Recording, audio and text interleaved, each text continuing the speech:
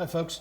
So you probably received your GM or Grand Morris Neodent Prosthetic Kit, used the diagram, put everything back in the kit, and we just want to see how it works today. So in the upper left, we have our NeoDriver or star type driver.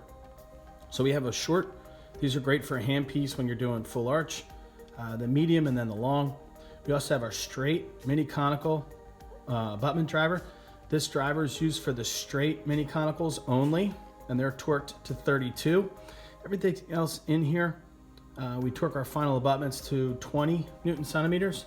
Because of that Morris taper, and it locks up the two pieces, we don't need to go to 30. So we stop at 20. These other guys here, they have a square head on the underside. So we have an adapter that fits into our wrench. It's got a square insert on the underside, and now we can make a hand driver or manual or thumb driver, and this guy simply goes back onto this. We also have our tissue measurement gauge, okay, and that's threaded on the bottom portion, so it does actually screw right down into the implant when the implant is placed. And then we see how much tissue is actually showing. We count backwards on these bars, 5.5, the underside of the bars are 4.5. Next bar down, 3.5, 2.5. The top of this bar is 1.5, and then the bottom, that little guy is a 0.8. So we count backwards. We want to know what our buckle reading is, the highest measure on that tissue. And then the laboratories will typically want to pick a margin for that abutment, 1 or 2 millimeters just below the top of the tissue. Okay, so we take this guy back out. I'm going to put this guy in here. We have our implant, and then also with our wrench. We'll always make sure that wrench is actually towards, that arrow is towards the Titan.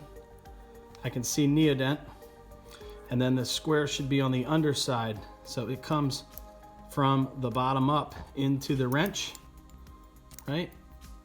That's good. This guy's nice and tight. And then I can take one of these square heads out and actually insert that into the wrench. And then if I'm going to torque something like, say, this universal abutment, and I get this guy on and I get it down and seated, I'm just holding the teardrop. I don't want to put my thumb on the bar. That's gonna negate feeling or sensing the Newton centimeters and measuring that. And then I just want to take it out to 20. I just want to go out to there, that's it. I don't have to do much with the wrench itself. Everything's done mostly by hand, and I can't get that thing off. It's locked on there, solid. Okay, anyway, thanks so much for your time. We do have our closed and open trays, and we would of course just use the finger driver because we're going to take our impression and then take those guys right off.